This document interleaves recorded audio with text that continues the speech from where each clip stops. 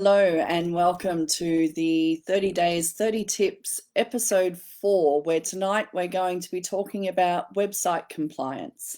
And to be honest, there's never been a time where it's been more important to make sure that your website is compliant.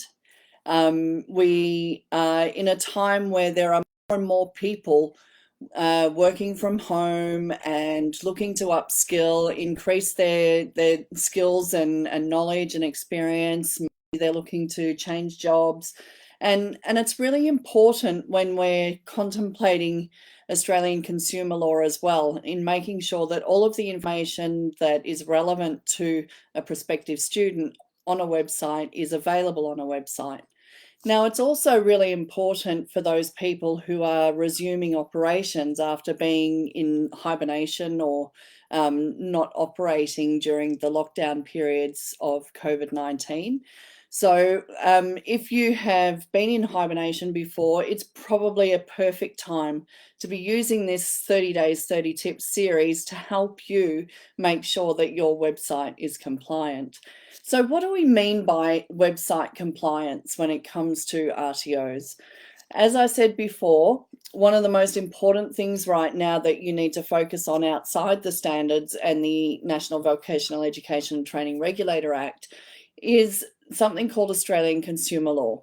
Now, what I will do, I will post a link for anyone who's interested in following up some of the materials and resources that the Australian Consumer Law website has available to help businesses like yourselves and myself as well to provide information about how to ensure that your website and your products and services and everything that you do does not breach Australian consumer law. But really, is it that difficult? And this is where I want to ask a key question. ASQA standards aside, because there are some things in relation to the standards, and in particular, clause 4.1, where you can't just think about it in this way. But what I would like to ask you is, if you were a consumer, if you were a prospective student wanting to do a course, what are some of the things that you would look for in the provider? What are some of the things that you would expect to see on a website? Now, granted, not everybody is interested in fine print and all the terms and conditions and all of that sort of stuff. And so a lot of people don't like putting the terms and conditions on the website, but it can be placed in a special place on your sitemap, and people can click on it if they want to. Terms and conditions are often put into the course agreement as well. But if you're looking at a website as a prospective student in relation to wanting to do a nationally recognised course, some of the things that you would be interested in looking at are things like, what is the course called? So in the standards for RTOs, we have the RTO ID, which is the RTO identification number, and that helps them to identify you on the National Vet Register. But then you have the course code or the unit code. So depending on whether it's a qualification or whether it's a unit of competency, which is a part of a qualification, or whether it's an accredited course and not from a training package, it helps people to identify that course a little bit easier, as well as identify the currency of that course a little bit easier when they search it on the National Vet Register. And then what we look at is the name of the qualification and the name of the units of competency. So obviously, if I was looking to do a course in butchers, to become a butcher, for example, I wouldn't want to be looking at a website that says something like Cert 3 Childcare. I would want to see the course code and the course title that is current in terms of becoming a butcher, because if I'm going to work as a butcher, I will be seeking employment, probably an apprenticeship for that matter, to go and do a butcher's course and become qualified as a butcher. but I can't tell the information that's current if it's not included properly on the website. So one of the first things that you want to remember is to always make sure that the information that you provide in relation to the course name and the course code is current and complete, and it's easier for the student to identify. Now, one of the other things that you need to make sure is that if it is a specialization stream, that you include that specialization stream as well. Now, a great example of that would be the Certificate 3 in individual support, for example. You have the three very different streams. You've got home and community care, you've got aging, and you've got disability. Now, each of those three streams have very different course requirements for completion. So if somebody is wanting to work in aged care specifically, they're not necessarily going to want to do the home and community care specialization. So you need to be able to make out the specializations so that students can clearly see what it is that they need to do as part of the generic course, for want of a better word, and then what's involved in the specializations. Now, it might be that the student wants to complete all three specializations, and that's perfectly fine too. But then that's where your policies and procedures and your enrollment forms will all start to interact with each other. So, for example, if somebody wanted to enroll in Cert 3 in individual support and they wanted to complete the three streams, you only need to complete one specialization for the grant of the qualification. And so the other two streams would be a statement of attainment, and that would be documented in your certification policy. It would also be documented in your enrollment policy, your enrollment form, your procedures, and so forth. And it's also how you would enter it into your learning management system. So you can see how things are really starting to integrate now and operate. And then in relation to your training and assessment strategy, for example, you would have a training and assessment strategy that is the generic training and assessment strategy with the specialization that you're going to be delivering. But then if they're wanting to do the additional two specializations, there might be another TAS training and assessment strategy that outlines how that short course of the two other additional specializations is going to be delivered and assessed. So you can see now that clause 1.1, for example, is also coming in, and clauses 1.1, 4.1, and 3.1, for example, are all starting to merge, as well as 5.1 and 5.2 for enrollment. But that's not what tonight's about. Tonight is about explaining to you the key requirements that must be available on your website in order for it to be deemed compliant. So we've talked about the RTO code, we've talked about the qualification codes, we've talked about the qualification titles. One of the most important things in relation to the qualification codes and titles, as well as the unit code and titles, is that they must reflect the National Register.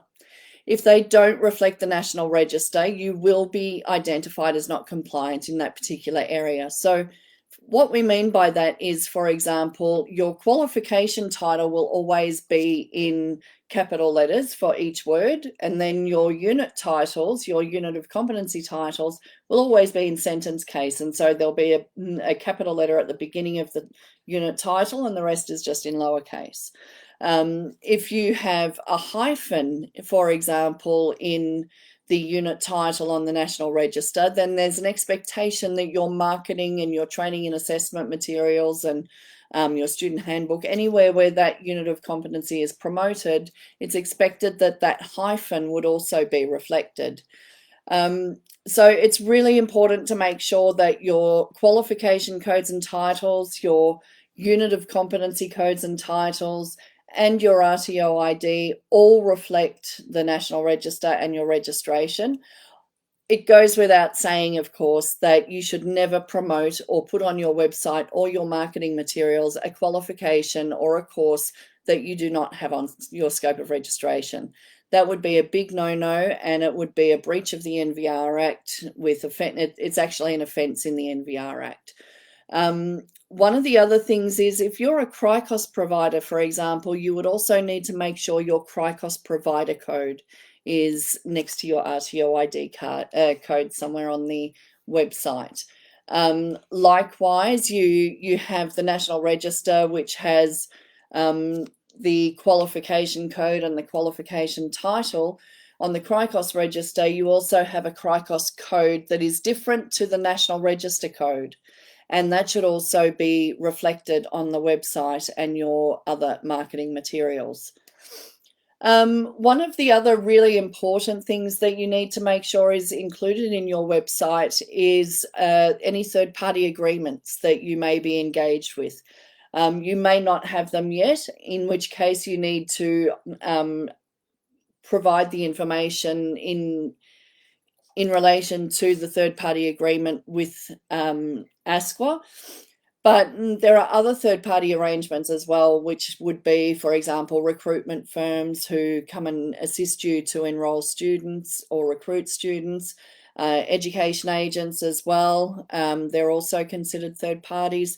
And so it's really important that if you are involved in doing any third-party delivery, that those arrangements are clearly specified on the website, who is responsible for what as part of that third-party delivery, and also in your student handbook, just in case people don't see it on the website. It's also important that the third-party provider also has some information about what they do in relation to their arrangements with you. It needs to be very clear at all times, pre-enrollment as well as post-enrollment, the roles and responsibilities of each provider in relation to a third-party arrangement. It should always be clear to you who is responsible for what. So, for example, if I wanted to go and do a course at the London School of Economics and Political Science, because I just did one there, I was looking on the website and they partner with university, the Australian National University, for example.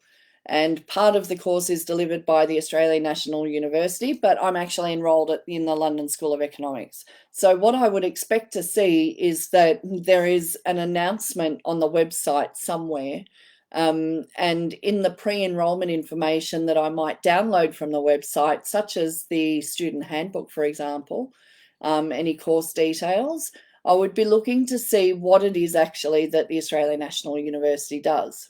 Now, I realise that I've just used higher education examples for vet providers, but the same rule applies, and you get the idea of what I'm trying to say.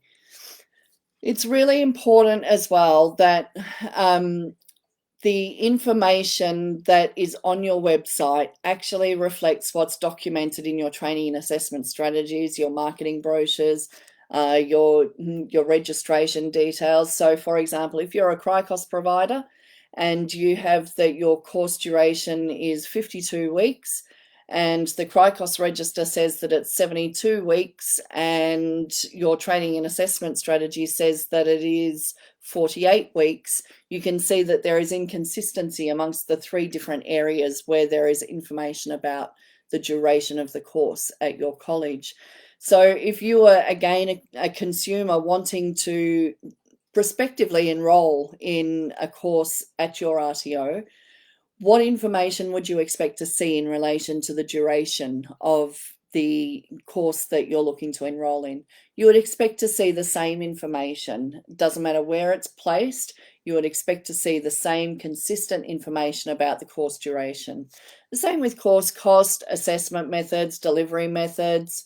If you have, for example, trainers and assessors, you identify them on your website with photos and what their qualifications are and so forth. You want to also make sure that that is current. You don't want to be advertising trainers and assessors who are no longer affiliated with your organisation, but by the same token, you also don't want to be advertising superseded qualifications that they might have or experience that they don't have. So all of the information that you are ever going to deliver online must always be factual, and it must always represent or reflect everything else that's going on in your RTO organization. You also need to be very clear, especially if you are delivering non-accredited training as well, or corporate training, for example. You also need to be very clear about what is nationally recognized training and what is not accredited training. So it needs to be clear that if a student is doing this travel course over here to become a travel agent, and then there's a Certificate 3 in travel over here, you need to make sure that both courses are clearly labelled. So the one over here would be the Certificate 3 in travel, and that would have the correct qualification code, the correct title. Over here, you would just have a certificate in travel, and it would clearly say on there somewhere that it is not accredited training. That way, there's no confusion. It's very clear about what is a qualification and what is just a certificate course. You should also only advertise products that are current. You don't want to be delivering or promoting any products that are no longer current, or they've been superseded. You certainly don't want to be enrolling in superseded qualifications. So why don't we want to promote superseded qualifications? We don't want to promote them if we've already got the current qualification on scope, because why would you advertise a product that is old and superseded if you can enroll them in the new one? It's always in the best interest of the prospective student to enroll in the most current course. That is what they would expect as consumers. And so if you've got the ability to provide both, what I often see, for example, is a provider might have both courses still on scope because they're teaching out, or they've got the other one on scope automatically because it's apparently equivalent. But they might have, for example, the new course, the current course, at $3,000, for example, to complete the course, but then they'll have the superseded course discounted by 50%. Call us today. While that's great for your RTO and your marketing and your business, it's not necessarily explaining to the student that the reason why it's discounted by 50% is because it's actually not the current course, and they'll only have a limited time to be able to complete it. You always want to be giving students the most current course, the most current units within the training package rules, because at the end of the day, it's in the public interest and the consumer's best interest. They always want to be getting what is the most value for money, and the most value for money is always going to be the most current course.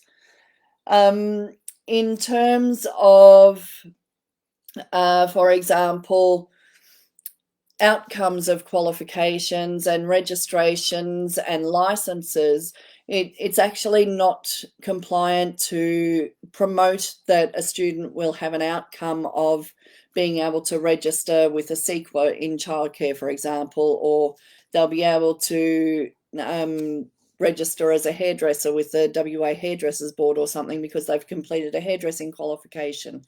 The course must never promote a registration or license or accreditation, for example, that is not guaranteed by the course qualification anyway. So it will often be very rare that if you complete the actual course in the training package, that you will automatically apply or be registered for the license, registration, or accreditation. An example of that would be, for example, somebody who completes a diploma of enrolled nursing. They would have to apply separately to APRA to be able to be registered, the Australian Health Practitioners Registration Authority. They would have to apply with them separately with their qualifications for registration on the National Register for Health Providers. So just because you've got the qualification, it doesn't mean that you are automatically going to be registered on APRA.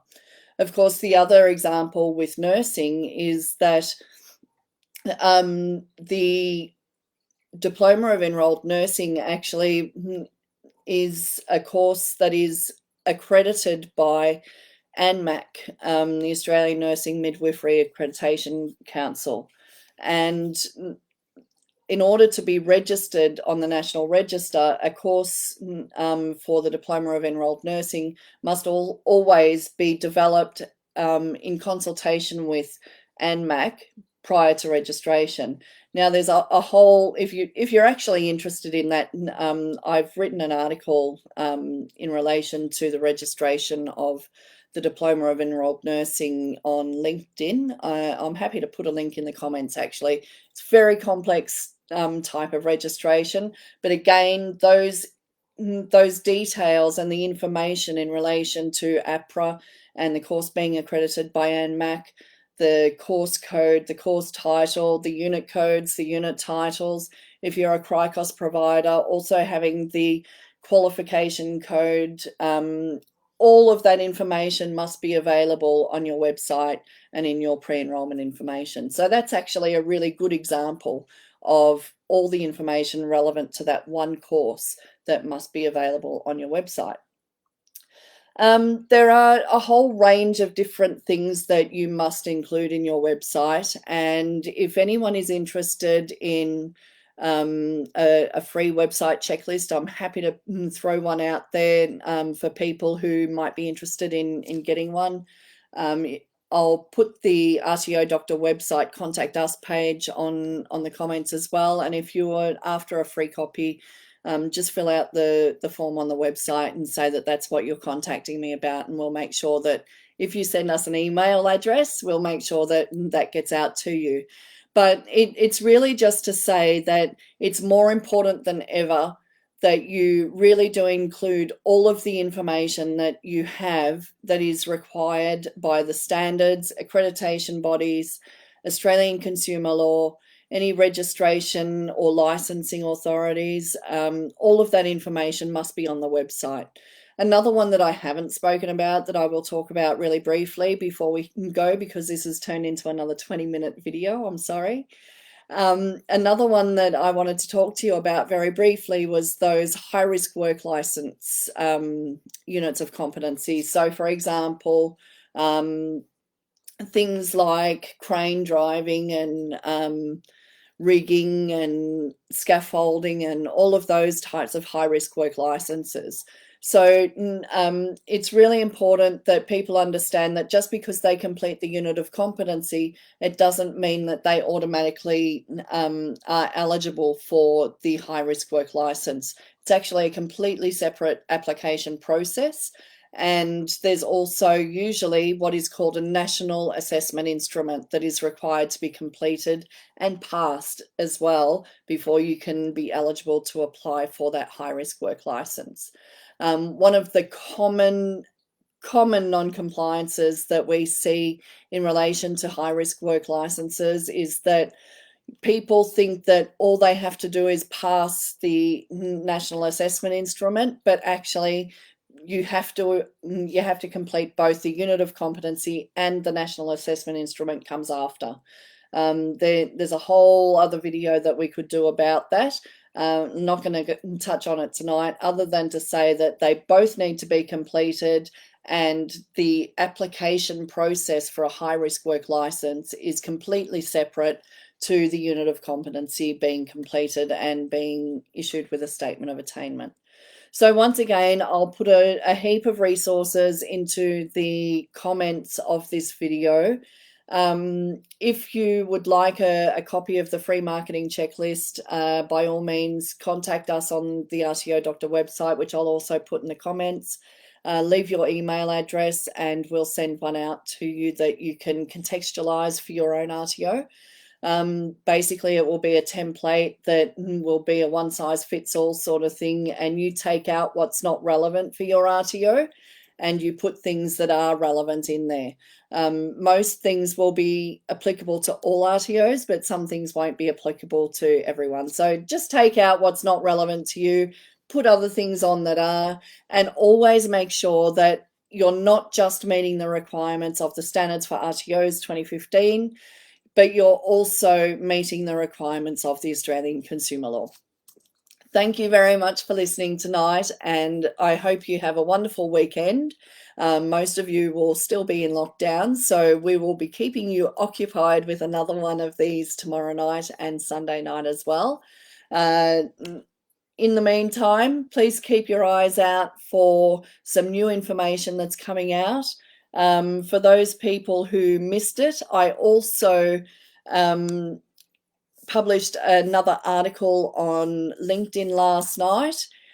Some of you may remember that I did a poll in relation to ASQA's audit practices during the lockdown period of COVID-19 during the pandemic. And I promised the sector actually that I would provide a short research report analysing the results and comparing it with the literature on best practice remote audits. And basically that's what that article is about. So keep your eyes open for that. That was published last night. I've actually published a few articles over the last couple of weeks, so keep your eyes out for all of them on LinkedIn. They're all there. And I look forward to talking to you tomorrow night. Bye for now.